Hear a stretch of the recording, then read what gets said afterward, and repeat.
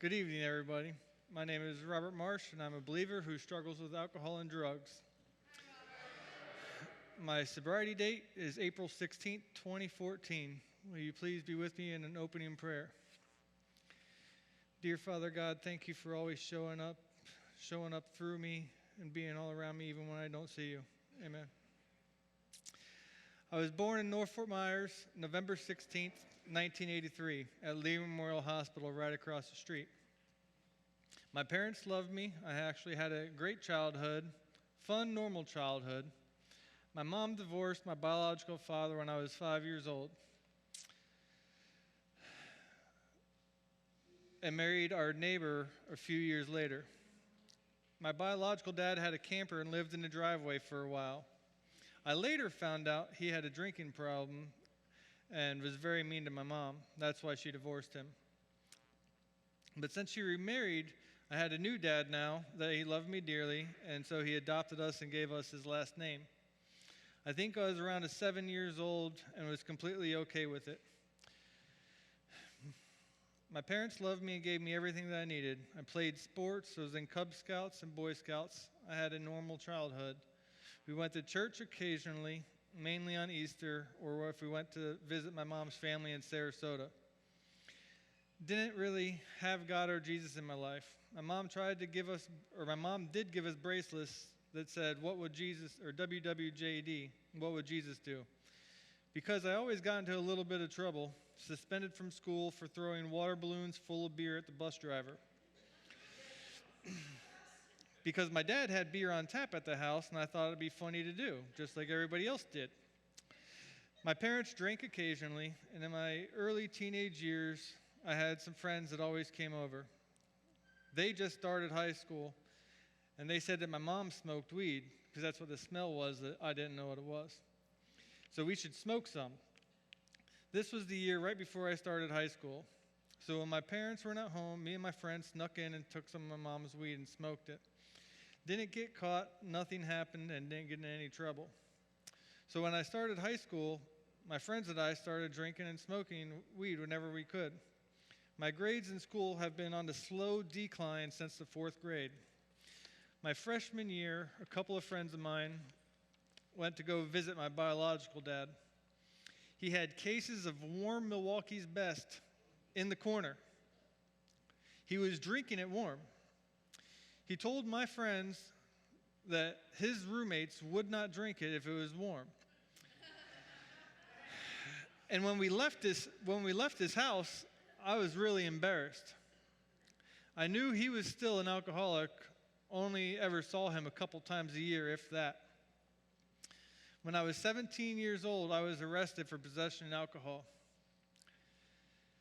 My mom let me and my friends smoke weed and drink at the house. She knew we were safe, but when I was arrested, she came to pick me up. I never went to jail, just got a court date. The judge had me do community service and a 500-word essay, which I talked about how horrible my biological father was, for him being an alcoholic, and how he treated my mom, and that I did not want to be that person. And I learned my lesson, which in all reality, the very next weekend, I was back at it again. Later that year, my mother was in a head-on collision driving on her way to work in the morning and ended up dying at 40 years old in a car accident. The lady who hit my mom had a heart attack while driving her vehicle. I was a lost mama's boy, all depressed and no direction in life, just lost my own selfish ways. By this time, I was drinking and using drugs whenever I had the chance. It made me feel accepted and the center of attention. I loved it. In my young 20s, my family had an intervention on me. Said either I go to rehab or that they were going to Baker Act me. I gladly went to rehab because I knew I had a problem. Went to detox in a halfway house in Port Charlotte.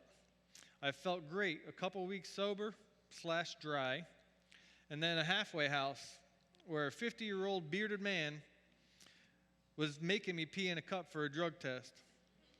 He was watching me very closely, like closest than I've ever had somebody watching me pee. Like, not just the stall, like watching me. And it went on for a good 10 minutes. He said I had 5 more minutes to pee in a cup or he was going to kick me out. So after 5 more minutes, I packed up my stuff and went home. I felt great. Family was excited. The family was excited to have me back, and I stayed away from my friends because they still had drinking. They were still drinking and doing drugs. My high school friend was getting married and wanted me to be in his wedding. And after a little while, I finally said yes to being in his wedding. And that day of his wedding, I had an 18-pack of beer and a couple grams of Coke. And that was another 8 years of not looking back, of complete insanity. Bounced around from friends and family who would let me stay with them for short periods of time. Always felt as a loner and always looking for a handout. I knocked up a girl and had a son. She was going to move to Ohio with her family, and I just let her take my son with her. Ended up getting a DUI in 2011 is where I started to understand my drinking and drugging had complete control over me. I wanted to stop, but I couldn't. I ended up meeting my ex-wife on probation from that DUI. And she was a drinking buddy that wouldn't let me drink and drive. So it was great. Now that I wouldn't get another DUI, we just got taxis whenever we went out drinking. I was getting mean by now when I got drunk and using a lot of other drugs. Pain pills, coke, alcohol. I was a complete garbage can for any type of drug, which my ex-wife only knew about my alcohol and weed addiction. We ended up having a daughter and naming her Grace. My drinking was getting on my ex-wife's nerves, so I cut down on my drinking and started doing a lot more drugs that I could hide. I was able to provide financially for my family for a little bit. And then that brings me to my bottom.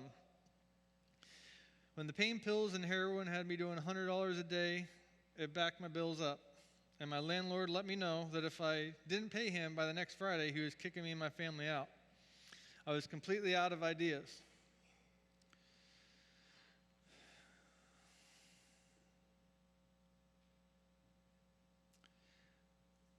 I was going to end up homeless, dead, or in jail.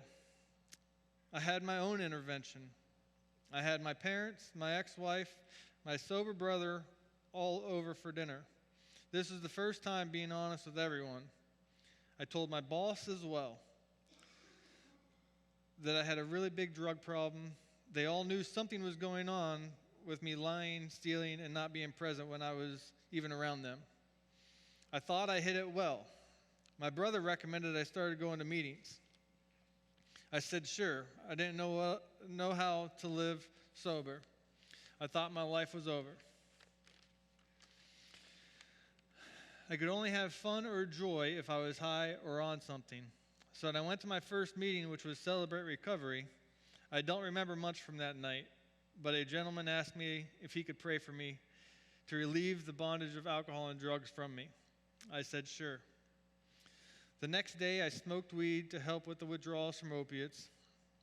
Went to another meeting. That Wednesday was my first day completely sober. And that same guy that prayed for me on Monday, I asked for him to pray for me again. He gladly did without hesitation. I also heard I needed a sponsor and that I should get one quickly. Another guy walked up and asked me if I had a sponsor. I said, I do not. He said, here's my number and call me tomorrow. I started calling that guy every day and spilling my guts to him. He said, things will get better, just to stay sober and keep coming to meetings. He asked me what I was willing to do to get and stay sober. I said, I will do anything that I was out of ideas. He said, okay, then you are ready. Time to do some work. Go to 90 meetings in 90 days. I said to him, that's impossible. He said, I did, and so can you. So I told my ex-wife, my boss, that I needed to do this, and they both said, please do. I really thought they were going to say, no, we need you home, but that didn't work out. So I started going every night of the week, calling my sponsor daily and meeting with him once a week. I started doing steps of recovery. Step one was easy. I knew I was out of ideas, and my sponsor offered me $20 to go try some controlled drinking at the bar. I said, no thanks. I don't want to do that anymore. I was desperate for help, and followed all the suggestions. However, during the first 90 days, I stayed sober. Met a lot of cool, happy people and started talking with them on a regularly and seeing them at all the meetings all the time. From CR to AA to CA. I even went on vacation in the first 90 days to a small town in Georgia. I still had to go to meetings on vacation too. I didn't even know there was actually meetings in a small town in Georgia. So I had a meeting every night in Georgia within 45 minutes of me.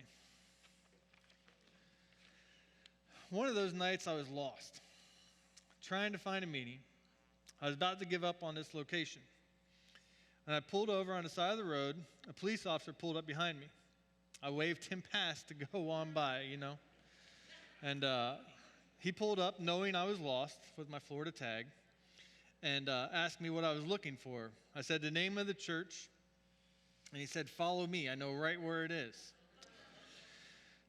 So in other words, I had a police escort me to an AA meeting. I shared that story several times looking back and seeing God work in my life.